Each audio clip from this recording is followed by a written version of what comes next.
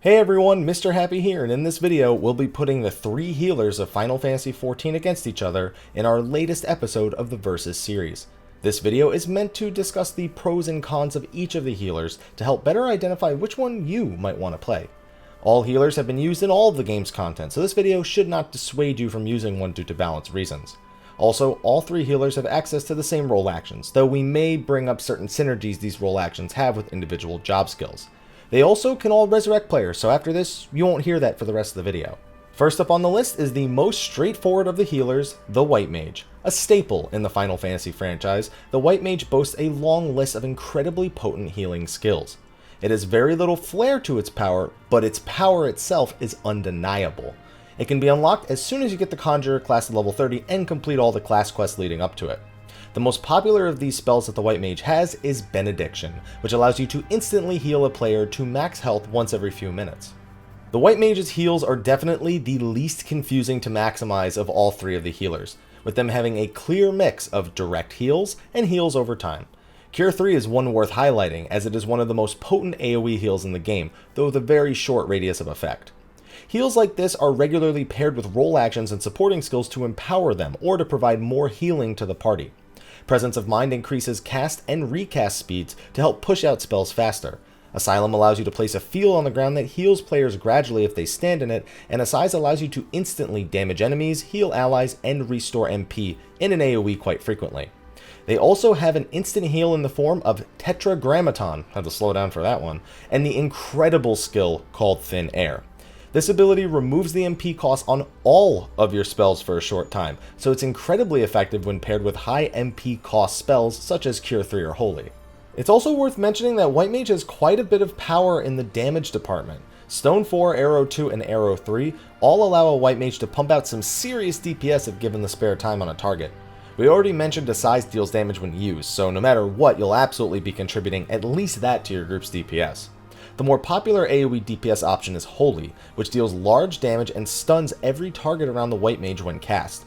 It's a bit blinding on your screen, but completely normal to see White Mages hit Presence of Mind plus Thin Air during a dungeon and completely decimate a wave of bad guys. The most recent additions to the White Mages kit was their job gauge, Lilies, as well as a new mechanic called Confession.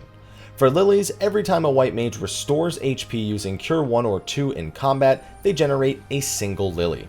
These are expended when using certain skills to shorten their cooldown so you can use them more frequently. Lilies also provide access to Divine Benison, a single target shield that prevents damage based on the target's max HP. Lilies don't feel super influential on the job overall, but making use of them is definitely noticeable. As for Confession stacks, those play into their level 70 skill, Plenary Indulgence. Upon using AoE heal spells, players affected by the heal receive a stack of Confession, up to a max of 3 stacks. You can then use Plenary Indulgence as long as it's available to expend all stacks in range and instantly heal the affected players. It feels a bit odd to use at first, but it can come in handy in AoE situations that demand a little extra instant gratification. Now let's hit on the pros of the White Mage. The White Mage is probably the easiest to play and understand in the game, which is expected since its base class Conjurer is the only healer available prior to level 30. With strong direct heals and heals over time, there's literally no healing situation a White Mage isn't prepared for. They can also utilize their role actions to further boost these effects, and they have some crowd control in their kit, which the other two healers really don't have much of. They have Repose, Fluid Aura, and you know what, Holy Stuns, we'll count that as well. It might be beginner friendly, but the White Mage is no slouch in any department. I guess it has to be a slouch in some department though, because it does have some cons. It is very little in the way of preventing the party from taking damage. Divine Benison is the only option, which only works on one player at a time, so White Mages rely on one of the other two healers to be in the party to prevent their party from taking damage. Its MP consumption can be a bit of a problem when you're first learning it, especially if you're forgetful of all of their MP restoring tools, but once you get a hold of them all, you'll find yourself having sometimes what feels like near infinite MP, barring disaster situations. The last thing isn't really a con and more of just a gripe of mine. We keep bringing up all these role actions, but that's because most of the White Mage's skills from the previous expansions were either removed or made role actions, making it sometimes feel like you have to use the role action feature just to get access to what your job once was. You get over it real quick, but it kinda sucks for them. Regardless, even without much in the way of flair, it's flashy enough to draw interest and it does its job damn well. The next healer we'll discuss is White Mage's initial partner in crime, the Scholar. This healer was released with the relaunch of the game in A Realm Reborn, and is unlockable once getting Arcanist to 30 and completing the class quests. It was the only other healer available in the game, so White Mage and Scholar were like brothers from another mother in a sense. Scholars are not only known for their potent damage mitigation, but also for their fairies, pets that heal allies and provide support to round out the Scholar's overall kit. Unlike most jobs, I wouldn't really say that Scholar has an ultimate ability, which I usually bring up in this little introduction, but I suppose if I had to pick one, it'd be Dissipation, which allows them to consume their fairy's power, getting them off the field for a short time to boost their healing power substantially and granting them 3 stacks of Ether Flow. I suppose we should start with Scholar specialty number 1, Ether Flow. This is a resource Scholars can generate by using the ability of the same name. This gives them 3 Ether Flow stacks that they can use to access a number of potent skills. Lustrate is an instant heal. Indomitability is an instant AoE heal.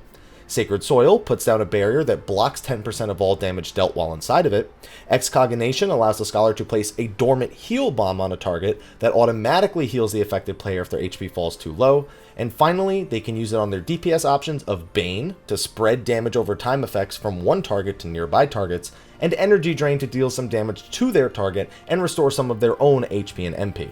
With so many options, it takes a bit of practice to master when to use which. Next up are the Scholar's Fairy and the Scholar's Job Gauge, the Fey Gauge. Scholars have 2 pets. They can only use one at a time, but they each have their own specialties. The first is Eos, who focuses directly on boosting the healing on the party and improving their defenses.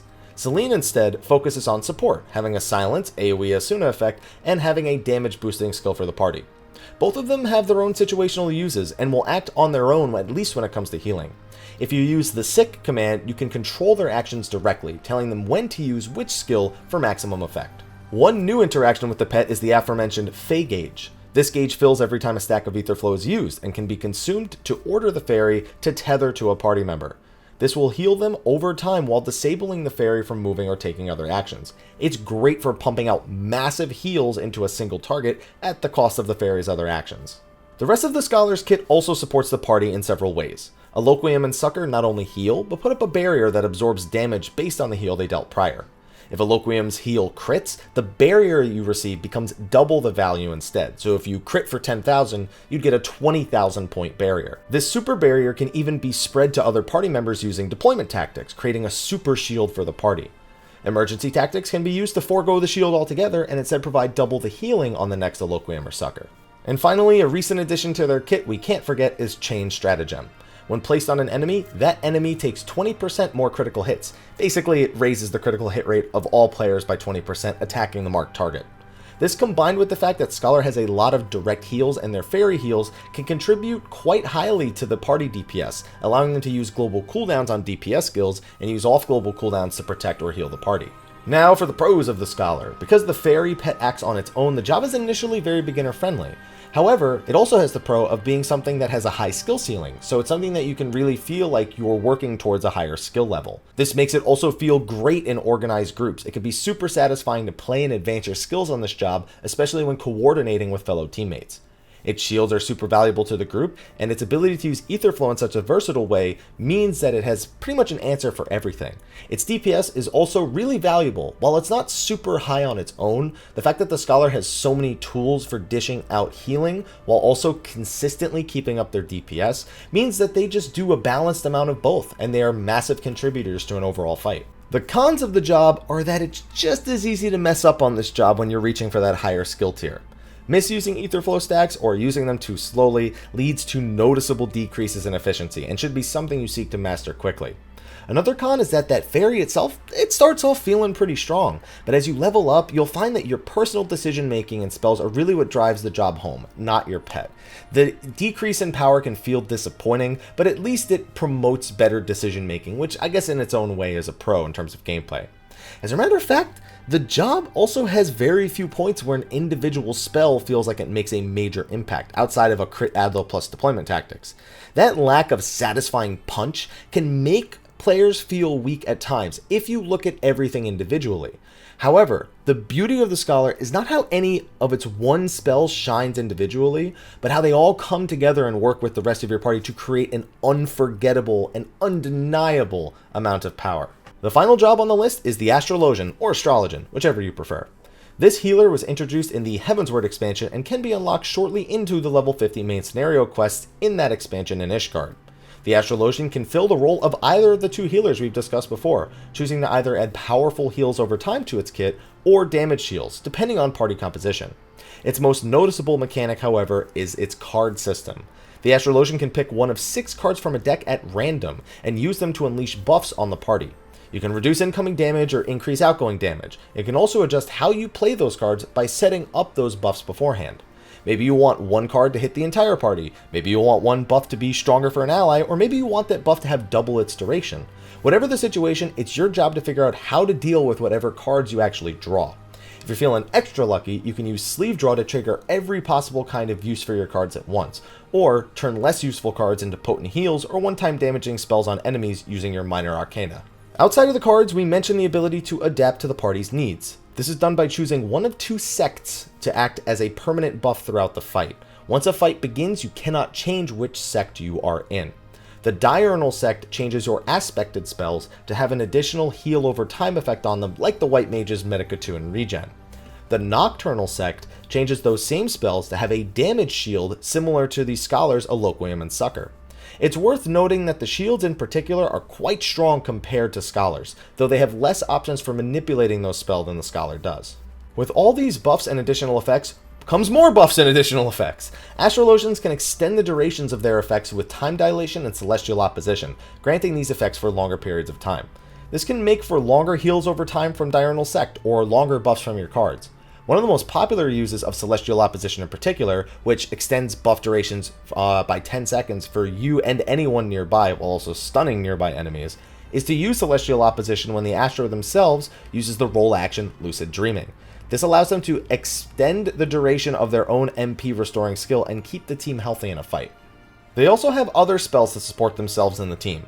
Lightspeed reduces the cast time of all spells by 2.5 seconds for its duration and reduces the MP cost of these spells as well. It does also reduce the damage you deal, so try not to use it on damaging spells. Sinistry allows them to place a buff on someone that causes 40% of any single target healing the Astro does to also be given to that target, essentially allowing you to heal 2 players at the cost of 1. Collective Unconscious channels a shield around the Astro. Allies stepping into the shield receive a powerful heal over time and reduction to their damage taken, even after leaving the bubble for a short time. Finally, Earthly Star allows the Astro to place a star on the field that, when it explodes, heals allies and damages enemies in its range. If you wait a short time before detonating it, those effects are actually greatly enhanced. So pros for the Astrologian. It's incredibly versatile in terms of fitting into party composition. Not only are both sects fine for casual play, but they allow an Astro to fit alongside either of the other healers in more serious content. Both of these forms perform incredibly well, so you never really feel like you're taking the bad end of the deal. Their cards provide incredible party buffs, and their other job skills allow for handling really unique situations. 2 tanks taking damage at the same time? You got Sinistry. Need to heal and move at the same time? You got Lightspeed. The options go on, and an Astrologian has so many ways to deal with everything. The cons of the job are that it can be pretty intimidating to play. It's not like you can just sit there and decide on something as it's happening. You need to be able to pull a card or get a buff and make a quick decision on what to do with it. The game is always going and it's not waiting for you.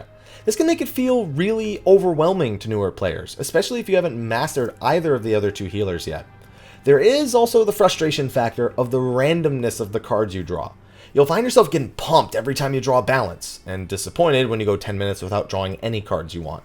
That lack of consistency discourages strategies that require certain cards at certain times, and can lead to player frustration and lack of consistency in terms of progression. It is also lacking in the options for personal DPS, so unless you pull those balances, you may contribute a bit less to that overall metric in a fight. Overall though, the job's ups and downs, it has found itself in a desirable spot and can be a blast to play once you get the hang of it. So here's the part where we pick a winner, a second runner-up, and a loser, right?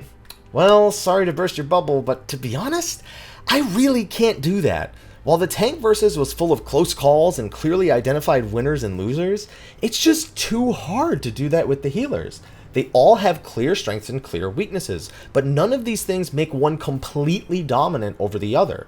Instead, it expresses where each of them actively excels and the fantasy that they're trying to capture, and it showcases that probably of all the roles in the game, healers might just be the most balanced of the bunch at the current moment. If me not picking a full-on winner isn't satisfying enough for you, I suppose if I had to pick, at least one that I think is a little bit stronger, it would be Scholar. That job has been through some ups and downs of its own recently, especially with the launch of Stormblood, but a Master Scholar is capable of so many things. It doesn't have the RNG of the Astro card, so its party support is incredibly consistent, outside of, I guess, the RNG of a crit Adlo.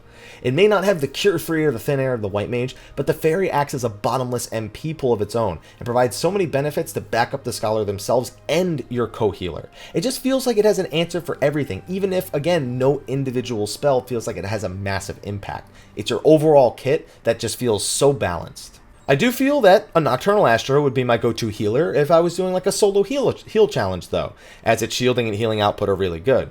White Mage, though, has such immense direct heals and MP efficiency that in organized standard encounter, you'd really grow to miss those things when they aren't there. It's reasons like this why I can't just pick a winner, and that Scholar's kind of just only winning because I don't think you guys will be happy if I don't at least pick one to be ahead of the other two.